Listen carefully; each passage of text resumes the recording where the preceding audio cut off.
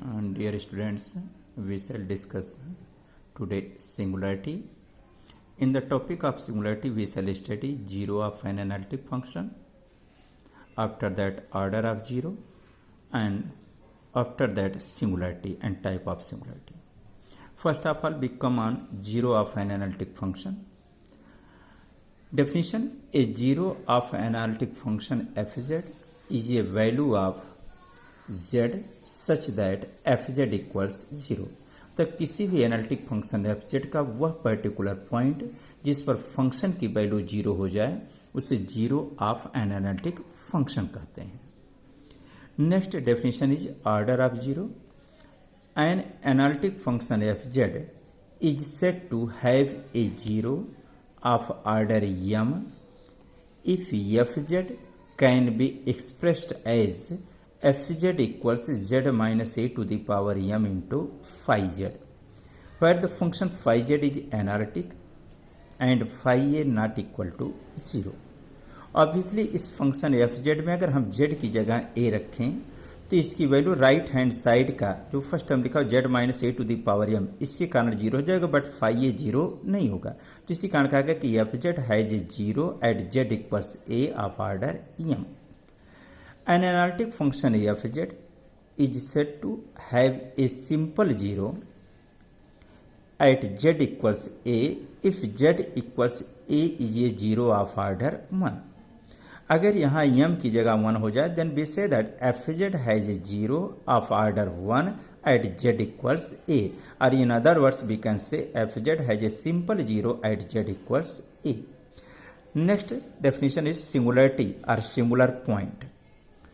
A singularity of a function fz is a point at which the function ceases to be analytic. मतलब किसी भी analytic function का वह particular point जिस पर फंक्शन की एनालिटिसिटी सीज कर जाए उस पर्टिकुलर पॉइंट को हम सिंगुलर पॉइंट बोलते हैं या उस पर्टिकुलर पॉइंट को हम सिंगुलरिटी भी कहते हैं. अगर इनकी संख्या एक से ज़्यादा होती है तो उसे हम सिंगुलर पॉइंट्स या सिंगुलरिटीज कहते हैं. For example the function 1/z minus 3 has a singularity at z equals 3 because fz equals 1/z minus 3 में अगर fz में z की जगह 3 रखेंगे तो 1/0 इनफाइनाइट हो जाएगा. इसका मतलब z equals 3 पर फंक्शन की एनालिटिसिटी सीज का फंक्शन ही अनडिफाइंड हो जा रहा है, और जब फंक्शन अनडिफाइंड हो गया z equals 3 पर तो इसका मतलब हुआ कि z equals 3 दिए गए फंक्शन का एक सिंगुलर पॉइंट है. नेक्स्ट डिफिनेशन आते हैं isolated and non isolated singularity. The point z equals a is said to be an isolated singularity of the function fz if it satisfies the following condition. Number 1, function is not analytic at z equals a. Number 2, fz is analytic in the deleted neighborhood of z equals a. Otherwise it is called non isolated singularity.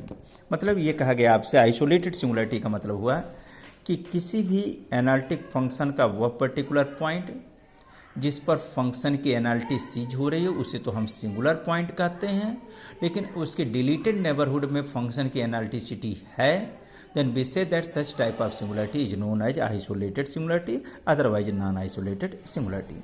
For example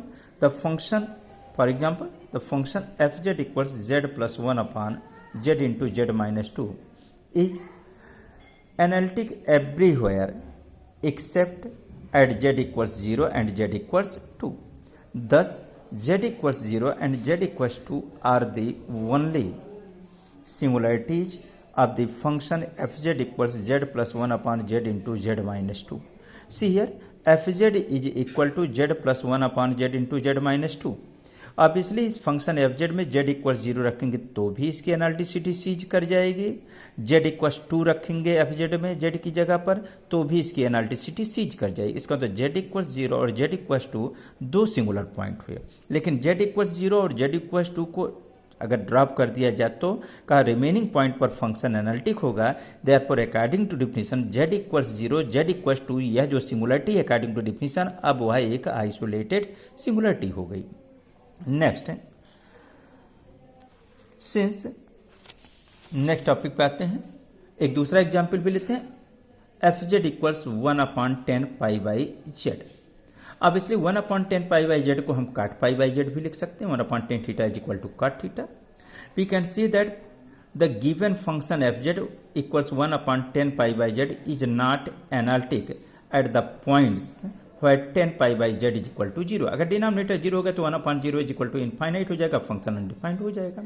लेकिन 10 pi by Z is equal to 0 लेंगे तो हम ये भी जानते हैं कि 10 N पाई भी 0 होता फॉर एवरी एन इक्वल्स 1 2 3। तो कहा अब इनको एंगल को कंपेयर करें तो pi by z equals n pi मिलेगा, या आप सिंपली कह सकते हैं 1/z is equal to N होगा, पाई पाई कैंसिल हो जाएगा, या z इक्वल्स हो गया 1/n for every n equals 1 2 3 4 and so on.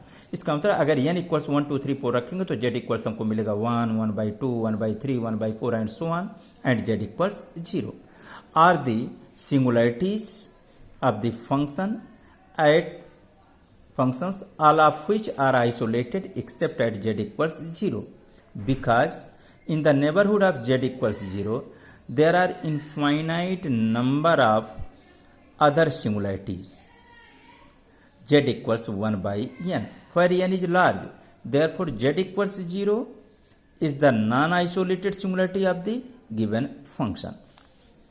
Next आते हैं टाइप ऑफ सिंगुलरिटी में। टाइप ऑफ सिंगुलरिटी डिफाइन करने के लिए सबसे पहले हम लॉरेंट सीरीज का यूज करेंगे। और लॉरेंट सीरीज होता क्या मानते हैं, f let Laurent series f z equal sigma n equal 0 to infinite a n z minus a to the power n plus sigma n equals 1 to infinite b n z minus a to the power minus n. Laurent series की expansion का जो second term है sigma n equals 1 to infinite b n into z minus a to the power minus n, इसको हम principal part of the expansion of the Laurent series कहते हैं। आप ये भी देख सकते हैं कि sigma n equals 1 to infinite b n into z minus a to the power minus n को हम लिख सकते हैं b n upon z minus a to the power n. और जो ही लिखेंगे तो एफ जेड में जो ही जेड इक्वल्स ए रखेंगे तो पता चलेगा फर्स्ट टर्म तो 0 हो जाएगा लेकिन सेकंड टर्म अनडिफाइंड हो जाएगा। इसका मतलब कि जेड इक्वल्स ए इस लॉरेंट सीरीज की एक सिंगुलरिटी है, क्योंकि जेड इक्वल्स ए के नेबरहुड में जेड इक्वल्स ए को ड्रॉप कर दिया तो उसके नेबरहुड में फंक्शन वेल डिफाइंड होगा। इसका z equals a according to definition एक आइसोलेटेड सिंगुलरिटी हुई। अब इस आइसोलेटेड सिंगुलरिटी के आधार पर मतलब ये जो principal part of the expansion of the function F z है, इसके आधार पर हम 3 टाइप ऑफ सिंगुलरिटी डिस्कस करते हैं, जिसमें से पहली सिंगुलरिटी हो जाती है आपकी पहली सिंगुलरिटी जो आती है वह होती है रिमूवल सिंगुलरिटी। अब वो रिमूवल सिंगुलरिटी क्या होती है उसके बारे में जाना जाए। रिमूवल सिंगुलरिटी का if b n equal 0 principal part का जो सेकंड टर्म है अगर वह समाप्त हो जाए, that is the principal part of the f z contains no term, then the singularity z equals a is called removable singularity of the function fz। in this case fz equals हो जाएगा sigma n equals 0 to infinite a n into z minus a to the power।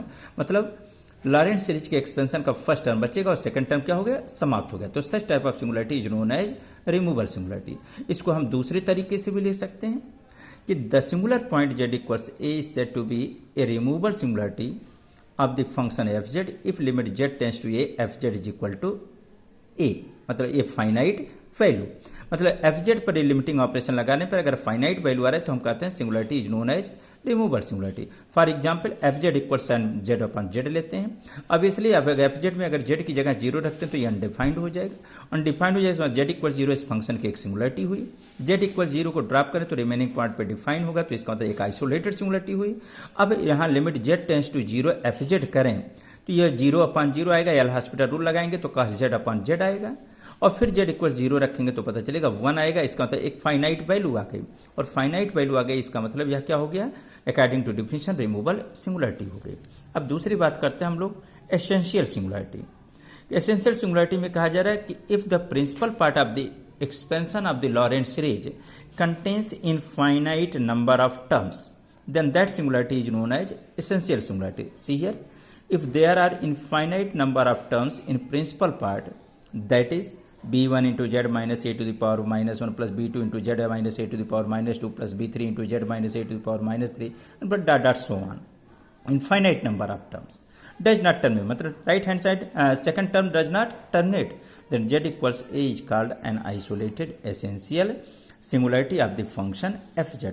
और in other words इसको ऐसे भी कह सकते हैं, if there exist no finite value of n such that limit z tends to a z minus a to the power n into fz is equal to c और finite non zero constant.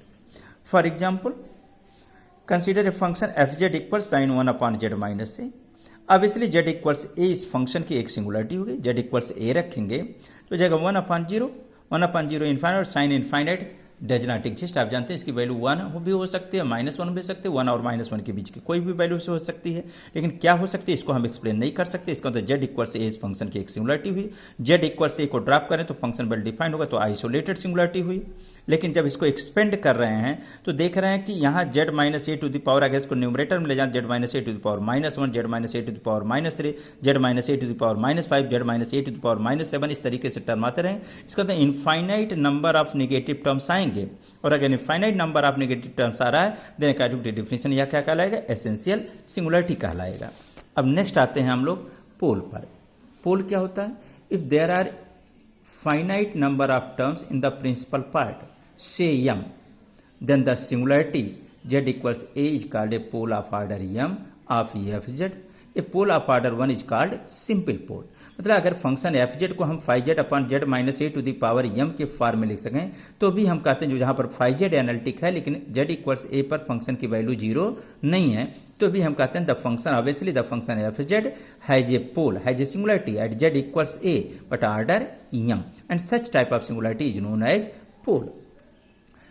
फिलहाल example है fz equals 2z upon z minus 1 to the power 2 and z minus 3। तो obviously denominator को 0 करेंगे तो z equals 1 z equals 3 इसकी एक singularity होगी, क्योंकि z इक्वल्स 1 और z इक्वल्स 3 पर फंक्शन वेल डिफाइंड नहीं होगा। लेकिन z इक्वल्स 1 और 3 को ड्रॉप करें तो फंक्शन वेल डिफाइंड होगा। इसका मतलब z इक्वल्स 1 और 3 इस दिए गए फंक्शन का आइसोलेटेड सिंगुलरिटी हुआ। अब आइसोलेटेड की सिंगुलरिटी के क्लासिफिकेशन में आए तो देखें z माइनस 1 का पावर -2 z माइनस 3 का पावर -1 अगर न्यूमरेटर में ले जाए तो finite number of negative term को ये कंटेन कर रहा है, तो इसलिए इसको हम पोल करें। मतलब फाइनल कंक्लूजन ये है कि आइसोलेटेड सिंगुलरिटी को जो 3 पार्ट्स में हम लोग क्लासीफाई कर रहे हैं उसमें कह रहे हैं कि अगर लॉरेंट सीरीज के एक्सपेंशन के प्रिंसिपल पार्ट में कोई भी नेगेटिव टर्म ना हो तो उसे हम रिमूवल सिंगुलरिटी करेंगे, finite number of negative term आए तो उसे हम पोल कहेंगे, और infinite number of negative term आए तो उसे हम एसेंशियल सिंगुलरिटी कहेंगे। That's all.